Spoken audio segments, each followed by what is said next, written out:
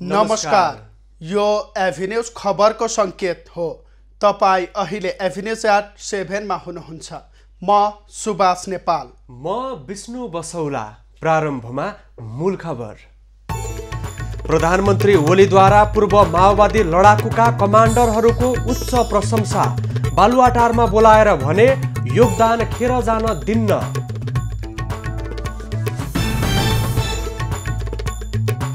रोजगारीका लागि मलेसिया पुगेर ज्यान गुमाएका 17 नेपालीको शव ल्याइयो। त्रिभुवन विमानस्थलमा सन्नाटा।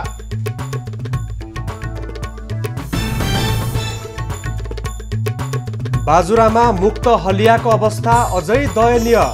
सरकारले मुक्तिको घोषणा गरे पनि जमिनदारको हलो जोतेर बजार चलाउनु पर्ने बाध्यता। कोरोना संक्रमणका कारण बन्द गरिएका सीमा नाका अझै सुचारू हुन सकेनन्। व्यापार र उपचारका लागि नेपाल आउने भारतीय नागरिक मार्गमा अहिले पनि कठिन भइरहेको छ। आजदेखि शहीद सप्ताह सुरु। जसलाई पनि शहीद घोषणा गर्दा वास्तविक शहीदको भावनामा चोट पुगेको सर्वसाधारण भन्ने कुरा नेताले नै थाहा छैन।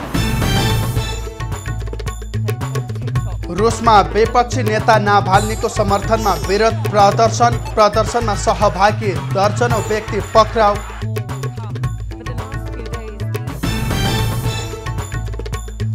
र कर्णालीलाई हराउँदै एपीएफ प्रधानमन्त्री कप क्रिकेटको सेमिफाइनलमा सुदूरपश्चिममाथि लुम्बिनीको 6 विकेटको जित।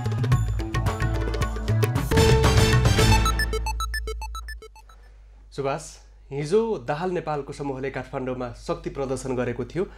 त्यही शक्ति प्रदर्शनको क्रममा आयोजना गरिएको सभालाई सम्बोधन गर्दै पुष्पकमल दाहालले सशस्त्र सङ्घर्षको समयमा केपी ओली विपरीत कित्तामा उभिएको र सशस्त्र सङ्घर्षबाट प्रभावितहरूलाई राहत दिने क्रममा पनि उनले सहयोग नगरेको आरोप लगाइरहेका बेला आज प्रधानमन्त्री केपी ओलीले पूर्व माओवादीका लडाकुहरूलाई बोलाएर बालुवाटारमा छलफल गरेका छन्। यसलाई दाहालको विपरीत कित्ताका लागि आफू समक्ष ल्याउनका लागि प्रधानमन्त्रीको रणनीतिको रूपमा हेरिएको छ।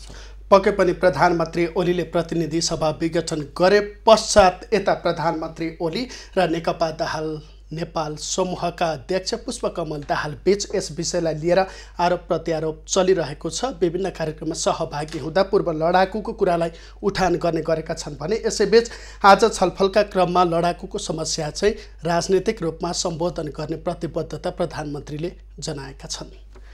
अब खबरको सिलसिला प्रारम्भ गरौँ। प्रधानमन्त्री ओलीद्वारा पूर्व माओवादी लडाकुहरूसँग छलफल सम्बन्धी प्रसङ्गबाट। प्रधानमन्त्री केपी ओलीले सशस्त्र विद्रोहको अवधिमा उनीहरूले पुर्याएको योगदान, त्याग, बलिदान र क्रान्तिको सपनाप्रति आफ्नो सम्मान रहेको बताएका छन्। शनिबार पूर्व माओवादी लडाकु कमान्डरहरूसँग बालुवाटारमा आयोजित छलफल कार्यक्रममा उनले पूर्व लडाकुको योगदान खेर जान नदिने बताएका हुन्। प्रधानमन्त्री ओलीले माओवादी नेतृत्वले लडाकुहरूको भावनाको दुरुपयोग गरेको तथ्य बुझ्न आग्रह गर्दै लडाकुका समस्या राजनीतिक रूपमा समाधान गर्ने प्रतिबद्धता समेत व्यक्त गरेका छन्। उनले नेतृत्वबाट विगतमा जस्तो धोका नपाउने पनि उल्लेख गरेका छन्। केही दिन यता प्रधानमन्त्री ओली र नेकपा दाहाल नेपाल समूहका अध्यक्ष पुष्पकमल दाहाल बीच पूर्व माओवादी लडाकुको विषयलाई लिएर सार्वजनिक भाषणमा आरोप प्रत्यारोप हुँदै आएको छ। लडाकुको योगदान दाहालले बिर्सेको ओलीले आरोप लगाउँदै आएका छन्। छलफलपछि तत्कालीन अनिश कल्याण ब्रिगेडका कमान्डर तथा पूर्व जनमुक्ति सेनाका अध्यक्ष टुक बहादुर थापा, बहिर्गमित जनमुक्ति सेनाका अध्यक्ष लेनिन बिष्ट र पूर्व माओवादी पोलिट ब्युरो सदस्य लीला थापा ओली नेतृत्वको नेकपामा प्रवेश गरेका छन्। प्रधानमन्त्री केपी ओलीले चिकित्सा शिक्षा आयोगका शुल्क निर्धारण सिफारिस कार्यदलले पेश गरेको शुल्क घटाउन निर्देशन दिएका छन्। आयोगले शैक्षिक सत्र 2077-78 मा एमबीबीएस कार्यक्रमका लागि 8 लाख रुपैयाँ बढाउनु पर्ने प्रस्ताव पेश गरेको थियो। आयोग शुल्क निर्धारण कार्यदलले विभिन्न कारण देखाउँदै 40,23,250 रुपैयाँबाट वृद्धि गरी 48 लाख रुपैयाँ सिफारिस गरेको थियो। आयोगका अध्यक्ष समेत रहेका प्रधानमन्त्री ओलीले शनिबार भएको छलफलमा यो वर्ष शुल्क नबढाउन निर्देशन दिएका हुन्। कोरोना कहरले थला परेको अवस्थामा सरकारले शुल्क वृद्धि गर्दा नकारात्मक असर पर्ने भएकाले शुल्क बढाउनु उचित नहुने प्रधानमन्त्रीको भनाइ छ। प्रधानमन्त्री ओलीले आयोगको बैठकको भत्ता नलिन समेत आग्रह गरेका छन्। आयोगका सह-अध्यक्ष एवं शिक्षा, विज्ञान तथा प्रविधि मन्त्री कृष्ण गोपाल श्रेष्ठले गलत सन्देश जाने भएकाले यो अवस्थामा शुल्क नबढाउन सुझाव दिएका छन्। सिफारिस समितिले 17 विषयमध्ये अधिकांशमा बढाउने सिफारिस गरेको थियो। BDS, MDMS, MDS science, MD Ayurveda, MN, MSc nursing, M pharma, MSc medical microbiology, MSc basic science, MPhil clinical साइकोलोजीमा शुल्क बढाउन सिफारिस गरेको थियो। बैठकमा राष्ट्रिय चिकित्सा ऐन र नियमावली संशोधन लगायत निर्णय गरेको छ। वैदेशिक रोजगारीको सिलसिलामा मलेसिया गएर विभिन्न कारणले ज्यान गुमाएका नेपालीहरूको शव काठमाडौँ ल्याइएको छ। नेपाल वायु सेवा निगमको विमानले शनिबार 17 नेपालीको शव ल्याएको हो। वैदेशिक रोजगारीको सिलसिलामा मलेसियामा काम गर्न गएका नेपाली विभिन्न कारणले ज्यान गुमाएपछि उनीहरूको शव अलपत्र अवस्थामा थिए। मृतकका परिवारको पीडालाई बुझेर नाफा भन्दा पनि सामाजिक उत्तरदायित्व वहन गर्ने क्रममा शव ल्याएको नेपाल वायु सेवा निगमले बताएको छ। निगमले क्वालालम्पुर गन्तव्यमा न्यारो बढी जहाजले नियमित उडान गर्दै आएको बताएको छ। नेपाली कामदारको शव लिनकै लागि निगमले वाइड बढी जहाज प्रयोग गर्ने गरेको हो। शनिबार ल्याइएका शवहरू सम्बन्धित आफन्तहरूलाई बुझाइएको छ। विदेशबाट ल्याइएका शव वैदेशिक रोजगार बोर्डले निशुल्क घरसम्म पुर्याउने गर्दै आएको छ। निगमले 2 वर्ष अघि अफगानिस्तानबाट पनि नेपालीको शव ल्याएको थियो। कोरोना भाइरस विरुद्धको खोप कोभिसिल्ड आजदेखि 7वटै प्रदेशमा पठाउन सुरु गरिएको छ। भारत सरकारले अनुदानमा उपलब्ध गराएको सो खोप 7वटै प्रदेशमा पठाउन थालिएको स्वास्थ्य तथा जनसङ्ख्या मन्त्रालयले बताएको छ। भारतबाट ल्याएपछि खोप स्वास्थ्य सेवा विभागको चिस्यान केन्द्र मार्फत वितरण थालिएको हो। आइतबारसम्म सबै प्रदेशमा खोप पुग्ने मन्त्रालयले बताएको छ। 7 प्रदेश र 77 जिल्लामा करिब 300 विभिन्न अस्पतालबाट खोप लगाउने तयारी छ। मन्त्रालयले कोरोना भाइरस विरुद्धको खोप लगाउने व्यक्तिको विवरण सूचीकृत गर्न थालेको छ। मन्त्रालयले खोप लगाउने व्यक्तिको विवरण विद्युतीय प्रणालीमा तयार गरी 2 दिनभित्र पठाउन सबै स्वास्थ्य संस्थालाई मन्त्रालयले निर्देशन दिएको हो। स्वास्थ्य संस्थामा कार्यरत कोरोना सङ्क्रमितको व्यवस्थापनमा अग्रपङ्क्तिमा खटिने स्वास्थ्य कर्मी, सहयोगी कर्मचारी, एम्बुलेन्स तथा शववाहन चालकलाई पहिलो चरणमा खोप दिने तयारी छ। त्यस्तै कोरोनाको सङ्क्रमणबाट मृत्यु भएकाको शवको व्यवस्थापनमा खटिने सुरक्षाकर्मी, स्थानीय तहमा कार्यरत फोहोर व्यवस्थापन तथा सरसफाइ कर्मीलाई पहिलो चरणमा खोप लगाउने तयारी गरिएको छ। हालसम्म 50,000 भन्दा बढी खोप लगाउने व्यक्ति सूचीकृत भइसकेका छन्। भारतले कोरोना भाइरस विरुद्धको खोप कोभिसिल्ड बिहिबार 10 लाख मात्रा सरकारलाई उपलब्ध गराएको थियो। नेपालमा थप 232 जनामा कोरोना सङ्क्रमण पुष्टि भएको छ। 3,541 जनाको PCR नमुना परीक्षण गर्दा 141 जना पुरुष र 91 जना महिलामा सङ्क्रमण पुष्टि भएको हो। यो सँगै नेपालमा कोरोना भाइरस सङ्क्रमितको सङ्ख्या 2,69,180 पुगेको छ। काठमाडौँ उपत्यकामा 109 जना सङ्क्रमित थपिएका छन्। काठमाडौँमा 80, भक्तपुरमा 9 र ललितपुरमा 20 जनामा सङ्क्रमण पुष्टि भएको हो। त्यस्तै प्रदेश 2 मा 6, बागमती प्रदेशमा 162 र गण्डकी प्रदेशमा 26 सङ्क्रमित थपिएका छन्। लुम्बिनी प्रदेशमा 37 र सुदूरपश्चिम प्रदेशमा थप 1 जनामा सङ्क्रमण पुष्टि भएको छ। अहिले देशैभर सक्रिय सङ्क्रमितको सङ्ख्या 3,452 रहेको छ। तीमध्ये 2,674 जना संस्थागत आइसोलेसनमा रहेका छन्। होम आइसोलेसनमा रहनेको सङ्ख्या 778 रहेको छ। आइसियुमा 147 र भेन्टिलेटरमा 26 जनाको उपचार भइरहेको छ। पछिल्लो 24 घण्टामा 386 जना सङ्क्रमित निको भएका छन्। हालसम्म कोरोना मुक्त हुनेको सङ्ख्या 2,63,734 रहेको छ। अहिलेसम्म निको हुनेको दर 97.9% रहेको छ। हालसम्म 20,38,842 PCR परीक्षण भएको छ। हाल देशभर 147 जना क्वारेन्टिनमा रहेका छन्। कोरोना संक्रमणबाट थप 8 जनाको मृत्यु भएको छ। यो सँगै कोरोनाका कारण ज्यान गुमाउनेको सङ्ख्या नेपालमा 1994 पुगेको छ। कोरोना संक्रमित भएका मध्ये नेपालमा 0.74% संक्रमितको मृत्यु भइसकेको छ। कोरोना महामारीका बीच बन्द गरिएका भारत र नेपालका सीमा नाका अझै पनि पूर्ण रूपमा खुल्न सकेका छैनन्।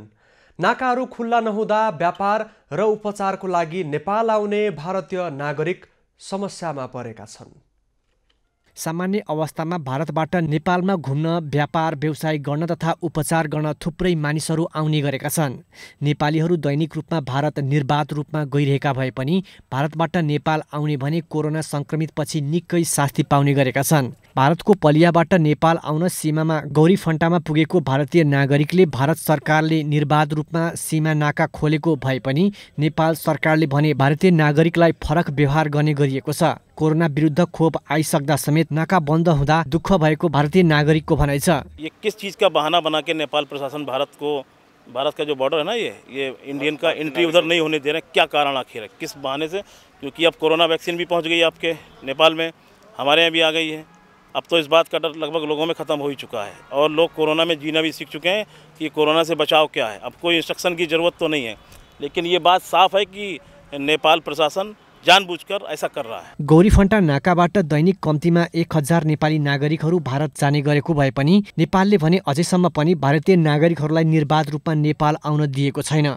कोरोना कहर शान्त अवस्थामा रहेका बेला भारत र नेपाल बीचका नाकाहरूमा कडाई गरिनुले दुई देशबीचको सम्बन्ध समेत चिसो आउन सक्ने भारतीय नागरिकहरूको गुनासो छ। मैं चाहता हूं कि जैसा पहले सहज था उसी तरह से होना चाहिए। वैक्सीन को लेके हर सब कुछ मुहैया हो चुका है। हम लोगों को कोरोना के साथ जीना सीख लिया है और इंडियन लोग आते हैं यहाँ कुछ सामान, थोड़ा बहुत सामान खरीदने के लिए और गेटा हॉस्पिटल के लिए और घूम घाम के लिए। ये सब पहले जैसा होना चाहिए। भारत र नेपाल बीचका सीमा बन्द हुँदा व्यापार व्यवसायमा समेत निकै समस्या भएको छ। कोरोनाको खोप आइसकेकाले अब नाकाहरू पनि निर्बाध रूपमा खोल्नुपर्ने कैलाली उद्योग वाणिज्य सङ्घले जनाएको छ।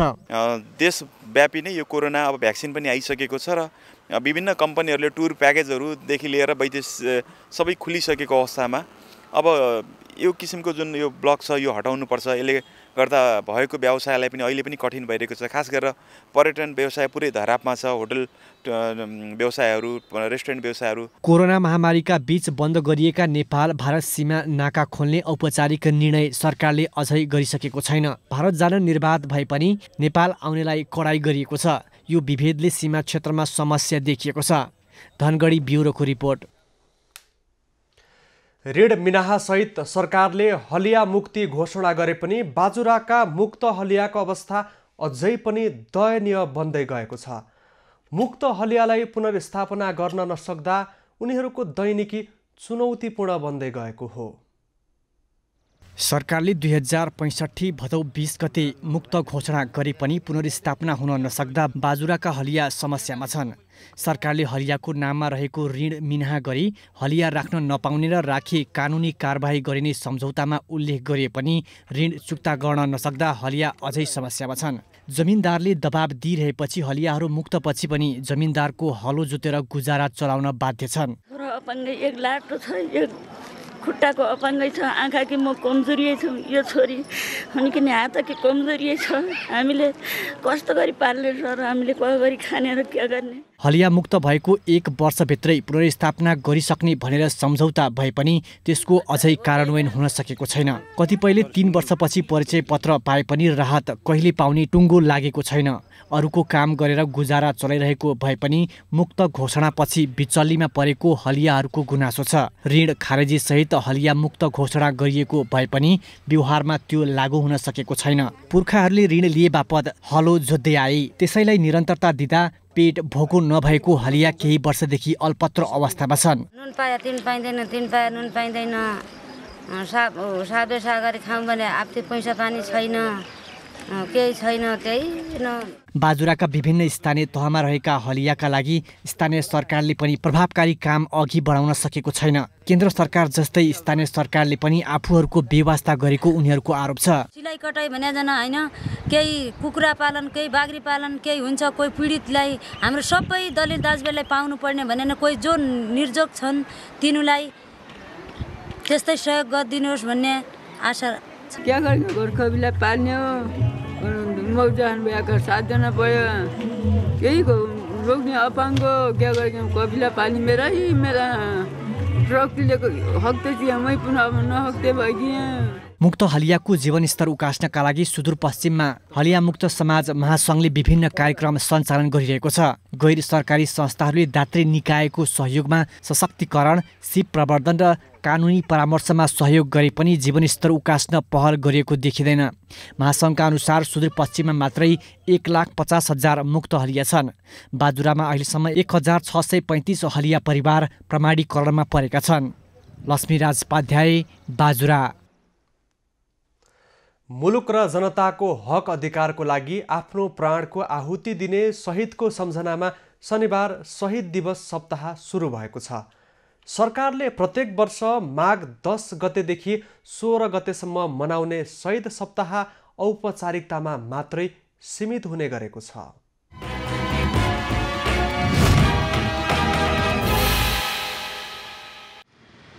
मुलुक र जनताको हक अधिकारका आन्दोलनमा शहादत प्राप्त गरेका मध्ये कसलाई शहीद भन्नेमा अझै स्पष्ट मापदण्ड बन्न सकेको छैन। मुलुकमा चलेको 10 वर्षे सशस्त्र द्वन्द्व, 2062-63 सालको जनआन्दोलन, मधेस आन्दोलन र अन्य विभिन्न पहिचानका आन्दोलनपछि शहादत प्राप्त गर्ने व्यक्तिलाई शहीद घोषणा गर्ने प्रचलन ह्वात्तै बढेको छ। तर सरकारसँग हालसम्म मुलुकमा कति व्यक्ति शहीद भए भन्ने स्पष्ट तथ्याङ्क छैन। तर 2012 देखि नै काठमाडौँ महानगरपालिकाको संयोजकत्वमा प्रत्येक वर्ष शहीदको सम्झनामा विभिन्न कार्यक्रम गरिँदै आएको छ। शहीद दिवस काठमाडौँ महानगरपालिकाले मेयरको अध्यक्षतामा मूल समारोह समिति गठन गरेको छ। 8 बजे त्यहाँ जम्मा भएर हामी लैनचौर शहीद पार्कमा पुग्छौँ र त्यहाँको प्रमुख अतिथि सम्माननीय प्रधानमन्त्रीज्यू उपस्थित हुनुहुन्छ र उहाँको उपस्थितिमा हामी यो वर्षको शहीद सप्ताह हामी चाहिँ 16 गते चाहिँ समापन गर्छौँ। नेपालका पहिलो शहीद लखन थापालाई मानिन्छ। त्यसयता सरकारले विक्रम सम्वत 1997 मा प्रजातन्त्रका लागि प्राण आहुति दिने 4 महान शहीद शुक्रराज शास्त्री, माथिमा श्रेष्ठ र चन्दलाई शहीद घोषणा गरी विभिन्न कार्यक्रम मार्फत प्रत्येक वर्ष माघ 10 देखि 16 गतेसम्म सम्झने गरेको छ। त्यसयता पञ्चायत कालमा प्रजातन्त्र पुनर्स्थापनाका लागि भएका आन्दोलनमा पटक पटक थुप्रै योद्धाले शहादत प्राप्त गरेको भए पनि उनीहरूका बारेमा राज्यले त्यति महत्त्व दिएको देखिँदैन। मुलुकमा पछिल्लो पटक झैझगडा र दुर्घटनामा ज्यान गुमाएका व्यक्तिलाई समेत शहीद घोषणा गर्नुपर्ने र रु 10 लाख आर्थिक सहयोगका लागि दबाब दिने प्रचलनले वास्तविक शहीदको भावनामा चोट पुगेको सर्वसाधारणको गुनासो छ। जोसुकै पनि शहीदको जुन कुरा गर्नुभयो नि त्यो राम्रो छैन। जो पाए त्यसलाई शहीद कसले भन्छ भन्ने कुरा नेताले नै थाहा छैन। यस्तो प्रचलन 2046 को जनआन्दोलनपछि सुरु भएको हो। यो समयमा 19 जनालाई सम्मान स्वरूप सरकारले जनही 1 लाख आर्थिक सहयोग गरेको थियो। त्यसपछि कतिलाई शहीद घोषणा गरियो भन्ने तथ्याङ्क सरकारसँग छैन। सरकारले नवराज सुवेदी र मोदनाथ प्रसृतको संयोजकत्वमा शहीदको मापदण्ड बनाउन फरक 2 आयोग बनाए पनि प्रतिवेदन कार्यान्वयन हुन सकेको छैन। क्यामेरामा प्रभात थापाका साथ प्रतिमा धरेल, काठमाडौँ।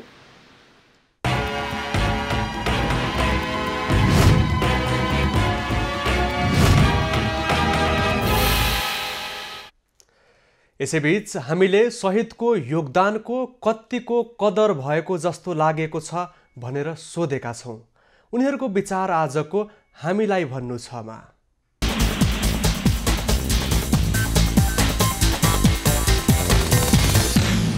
वास्तविक शहीदहरूलाई कदर भएको छैन। हिजो चाहिँ आन्दोलनहरूमा क्रान्तिहरूमा तपाईँको चाहिँ जुन लामो समयसम्म तपाईँको देश रूपान्तरण गर्ने समाज रूपान्तरण गर्ने अभियानमा चाहिँ शहीदहरू लागे र उहाँहरूको चाहिँ योगदानहरूको उचित मूल्याङ्कन भएको छैन।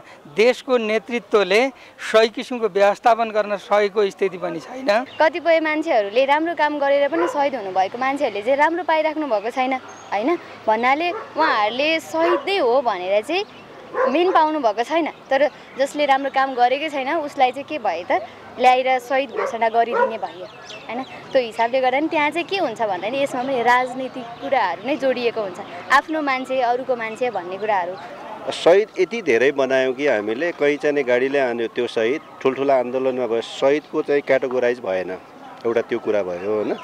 र शहीदहरूले वास्तवमा नेपाली जनताको लागि नेपालको लागि जुन खालको बलिदान गरे त्यो अहिलेको चाहिँ जुन खालको यो पोलिटिकल चाहिँ एक खालको यो आन्दोलन विभिन्न खालका चाहिँ छ नि गतिविधि भइरहेछन् शहीदको अपमान भइरहेछ। अहिलेको यो सिनारियोमा चाहिँ हामीले चाहिँ अब शहीदहरू अपमानित हुनुपर्ने शहीद परिवारहरूको पनि लेखाजोखा नरहने अवस्था चाहिँ राष्ट्रमा आउनु भनेको चाहिँ उनीहरू जुन असल शहीदहरू छन् जसले चाहिँ आफ्नो देशकै लागि रगत बगाएका छन् उनीहरूको लागि चाहिँ एकदमै नराम्रो कुरा पनि हो। होइन यो त कदर त छँदै छैन। यो जो पायो त्यसलाई नि शहीद भनेर घोषणा गर्न खोज्यो थाल्यो भने पार्टीले कुनै पार्टीको कार्यकर्ता मर्यो केही मर्यो उसको आफन्त मर्यो भनेर त्यो गर्न थालेपछि भनेको त उनीहरूको इज्जत त खस्किँदै जाने हो औचित्य हराएर जाने हो क्या। यो कुराहरू चाहिँ शहीदहरूको जति अपमान मात्रै नभएर वास्तवमा शहीदहरूको योगदानको उपहास भइरहेको छ।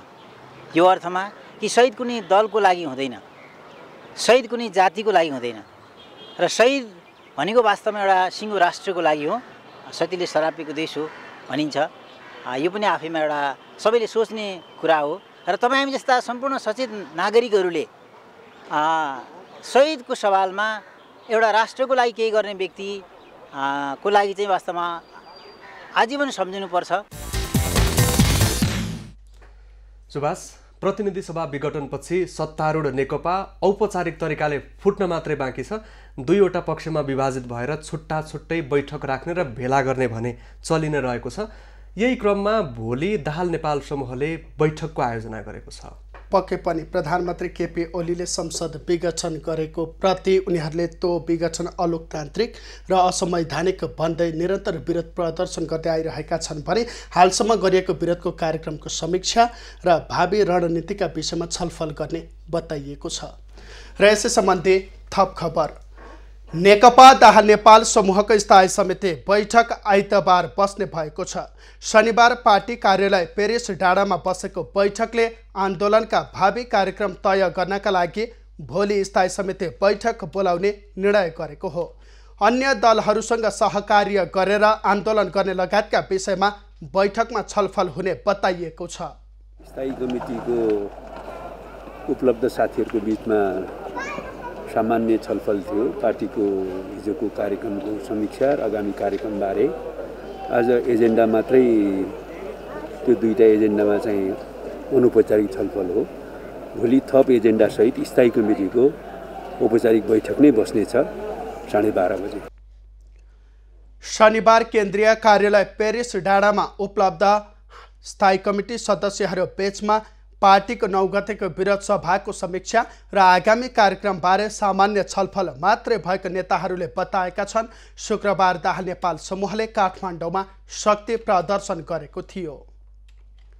नेकपा दाहाल नेपाल समूहका लुम्बिनी प्रदेश संयोजक युवराज गेवालीले प्रधानमन्त्री केपी ओलीले संविधानमै नभएको व्यवस्थाबाट प्रतिनिधि सभा भङ्ग गरेर लोकतन्त्र र संविधानलाई घात गरेको आरोप लगाएका छन्।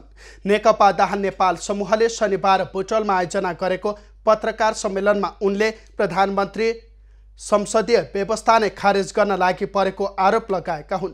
नेता गेवालीले कम्युनिस्ट पार्टी नै खत्तम गराउने मनसायले ओलीले चालेको प्रतिगमनको खेल धेरै दिन नचल्ने दाबी समेत गरे।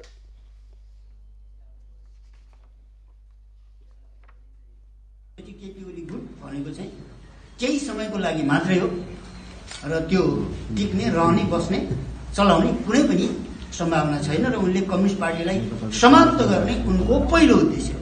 दोस्रो उद्देश्य उनले अहिलेसम्मका सारा उपलब्धिहरू यत्रो लडाइँ बलिदानबाट प्राप्त भएको उपलब्धि सङ्घीय लोकतान्त्रिक गणतन्त्रलाई चाहिँ समाप्त गर्ने अर्को उनको उद्देश्य हो। नेता गेवालीले सिङ्गो कम्युनिस्ट पार्टी र संविधान धराशायी बनाउने ओली कहिले नेकपामा नरहने बताएका छन्। नेकपाका अर्का नेता ठाकुर गैरेले आन्दोलनबाटै ओलीको गलत र अलोकतान्त्रिक निर्णय परास्त गरेर छाड्ने बताएका छन्। दाहाल नेपाल समूहले माघ 15 गते बुटोलमा गर्न लागेको विरोध सभाको तयारीका लागि नेताहरू रूपन्देही पुगेका हुन्। नेकपा दाहाल नेपाल समूहका नेता योगेश भट्टराईले संविधानमाथिको प्रश्नमा वकिलहरू व्यावसायिकता भनेर विचारबाट भाग्न नपाउने बताएका छन्। शनिबार मार्क्सवादी ज्ञान केन्द्रले आयोजना गरेको अन्तर्क्रिया कार्यक्रममा उनले वकिलहरू कुनै फौजदारी विषयको मुद्दामा लड्न स्वतन्त्र भए पनि संविधानको विषयमा व्यावसायिक धर्म भनी जान नमिल्ने बताएका हुन्। संविधानमाथिको प्रश्नमा वकिलहरू व्यावसायिकता भनेर विचारबाट भाग्न नपाउने नेता भट्टराईको भनाइ छ। स्वतन्त्र हुन्छ लड्नलाई, तर जब संविधानको इस्युमा आउँछ, जब तपाईँ पोलिटिकल कमिटमेन्टको इस्युमा आउँछ भने कुनै वकिलले आफ्नो व्यावसायिक धर्म हो भनेर त्यो फन्डामेन्टल कुरा छोडेर जाँदैन। ज्यान केसमा अथवा डकैतीको केसमा अथवा कुन केसमा उसका व्यावसायिक कुरा हुन सक्छन्। तर संविधान माथिको प्रश्न आउँदाखेरि त्यसले खालि व्यावसायिकता भनेर आफ्नो विचारबाट भाग्न पाउँदैन। संविधानमा भएका कतिपय विषय प्रधानमन्त्री ओलीलाई मन नपरेको भन्दै नेता भट्टराईले तिनै मुद्दालाई संशोधन गर्नका निम्ति ओलीले 2/3 मत मागेको दाबी गरे। नेकपाका अर्का नेता देवेन्द्र पौडेलले कम्युनिस्ट आन्दोलनलाई नयाँ उचाइमा पुर्याउन नयाँ पुस्तामा पार्टी नेतृत्व हस्तान्तरण हुनुपर्ने र त्यसका लागि नयाँ पुस्ताले पनि सङ्घर्ष गर्नुपर्ने बेला आएको बताए। पुस्ता नजन्मिने हो भनेदेखि यो जहाज यो गाडी अगाडि बढ्दैन। त्यसकारणले पढ्ने बानीको, अध्ययन गर्ने बानीको, विषयवस्तुको चाहिँ खोजबिन गर्ने बानीको र अगाडि बढ्ने बानीको चाहिँ तपाईँ हामीले अलिकति नयाँ पुस्ताहरूले खोजी गर्न आवश्यक। प्रधानमन्त्री ओलीले संसद विघटन गरेर संविधानमाथि नै आक्रमण गरेकाले खबरदारीका लागि सशक्त आन्दोलन आवश्यक भएको कार्यक्रममा सहभागी नेताहरूको भनाइ थियो। नेकपा दाहाल नेपाल समूहका नेता वर्षमान पुनले सरकारले सत्ता र शक्तिको दुरुपयोग गरेको आरोप लगाएका छन्। शनिबार रोल्पाको रुन्टीगढी गाउँपालिकामा आयोजित कार्यक्रमलाई सम्बोधन गर्दै उनले प्रधानमन्त्री केपी ओलीले सत्ताको दुरुपयोग गर्दै जनतामा भ्रम छरेको बताएका हुन्। नेता पुनले ओलीले 6 महिनादेखि योजना बनाएर संसद विघटन गरेको आरोप पनि लगाए।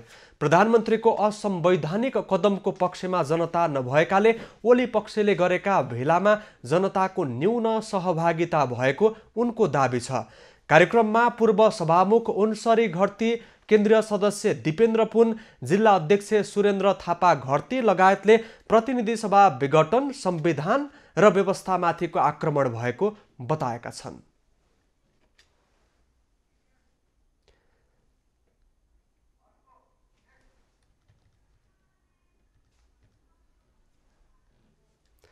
परराष्ट्र मन्त्री प्रदीप ग्यावालीले पुष्पकमल दाहालको दम्भ, आवेग र उत्तेजनाको कारण मुलुकमा अस्थिरता सिर्जना भएको बताएका छन्। शनिबार गुल्मीमा भएको कार्यक्रममा उनले सरकारले राष्ट्रिय हितलाई सर्वोपरि मान्दै राम्रा र जनपक्षीय काम गर्न खोज्दै पनि आफ्नो पार्टीका नेताले घेराबन्दीमा गरेर पाइला पाइलामा समस्या सिर्जना गर्न खोजेपछि अस्थिरता उत्पन्न भएको बताएका हुन्। गलत कुरामा बारम्बार सम्झौता गर्नुभन्दा जनतालाई फैसला गर्न दिनु उत्तम ठानेर संसद विघटन गरी चुनावको घोषणा गरिएको उनको दाबी छ। हामीले जे कामहरू गरेका छौँ ती 20 कुराहरू लिएर जनताको बीचमा जाउँ। मलाई लाग्दैन सिङ्गो देशमा सरकारले गरेका कामहरू, यी जिल्लामा हामीले गरेका कामहरू लिएर जनताको बीचमा जान हामीसँग पर्याप्त आधारहरू छन्। हामीले शिर निहुराउने गरी कुनै कामहरू गरेका छैनौँ। ती विषयहरूको व्यवस्थित पुस्तिका बनाएर कमडहरू जनताको बीचमा जानुहोस्। कार्यक्रममा मन्त्री ग्यावालीले 4 जना नेताहरू बन्द कोठामा बसेर लेनदेन गर्नुभन्दा जनताबाट लिएको विश्वासलाई जनताकै बीचमा पुर्याउनु लोकतान्त्रिक हुने दाबी गरेका छन्। चुनावमा जाँदा संविधान कमजोर नहुने दाबी समेत उनको रहेको छ।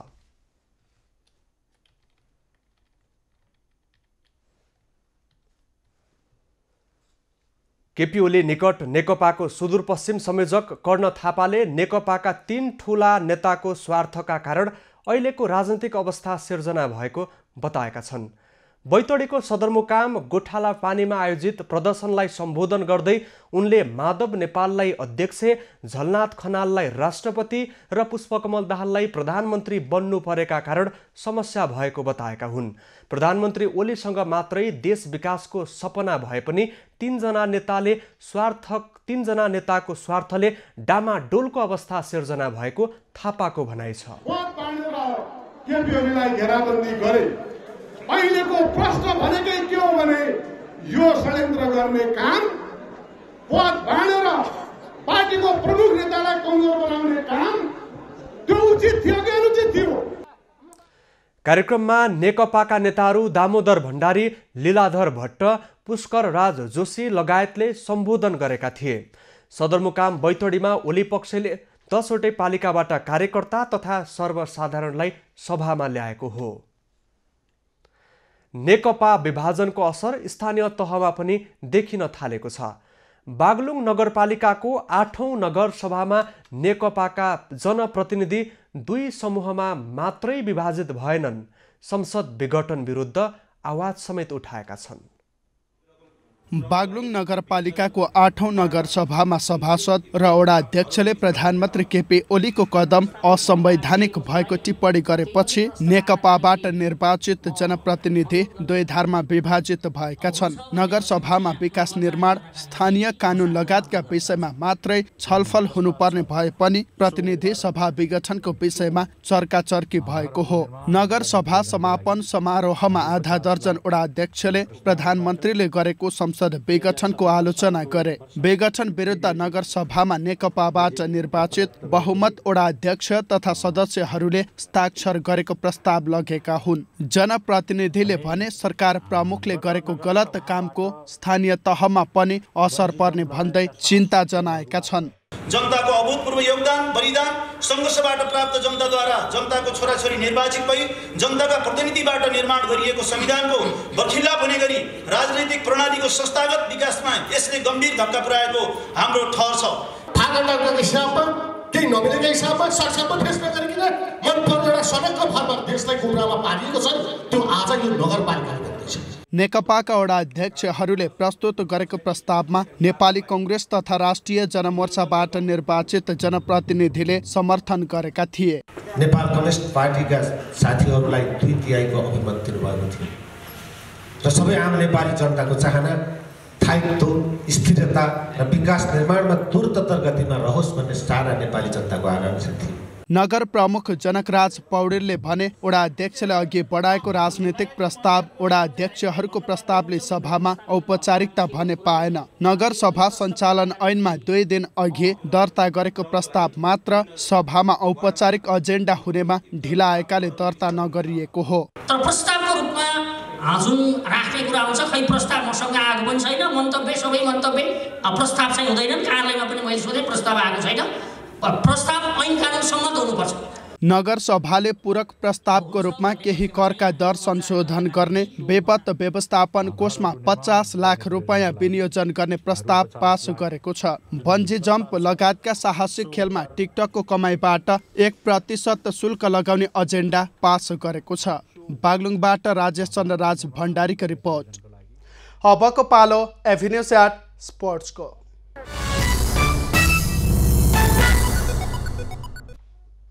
कर्णाली प्रदेशलाई हराउँदै सशस्त्र प्रहरी बल एपीएफ प्रधानमन्त्री कप 1 दिवसीय राष्ट्रिय क्रिकेट प्रतियोगिताको सेमिफाइनलमा प्रवेश गरेको छ।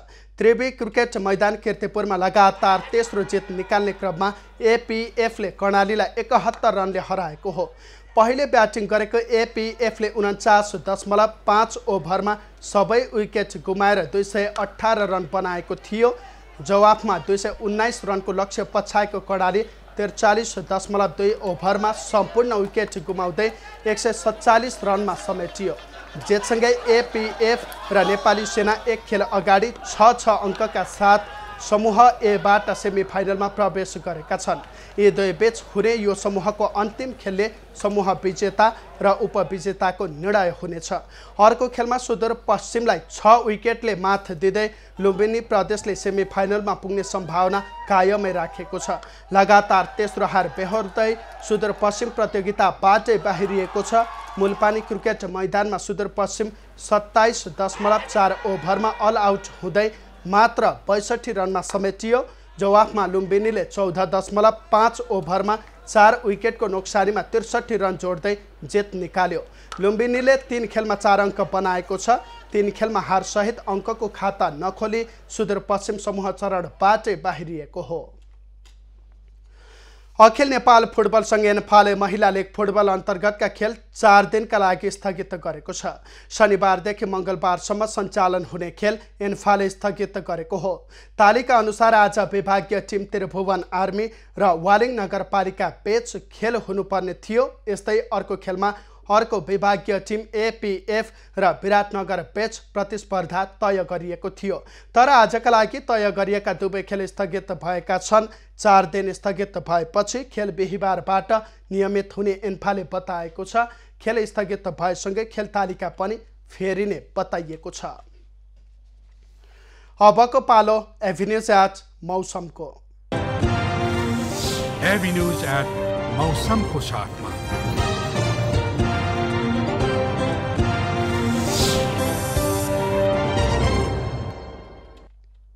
पछिल्लो 24 घण्टामा देशभरको मौसम सामान्यतया सफा रह्यो।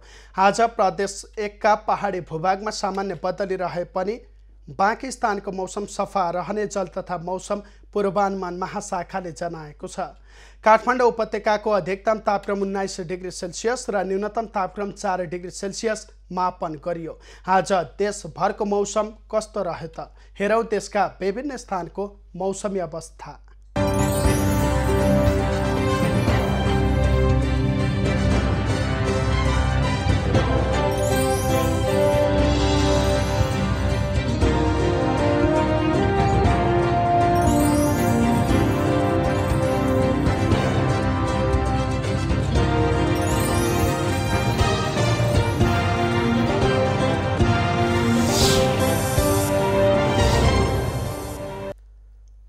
अहिलेलाई खबरको क्रम यति नै। एभिन्यूज खबरका यी सहित अन्य विस्तृत खबरका लागि www.avenews.tv लगअन गर्न सक्नुहुनेछ। युट्युब, फेसबुक र ट्विटरमा पनि हामीलाई फलो गर्न सकिनेछ। खबर भित्रको खबरका लागि हेर्दै रहनुहोला एभिन्यूज खबर। नमस्कार।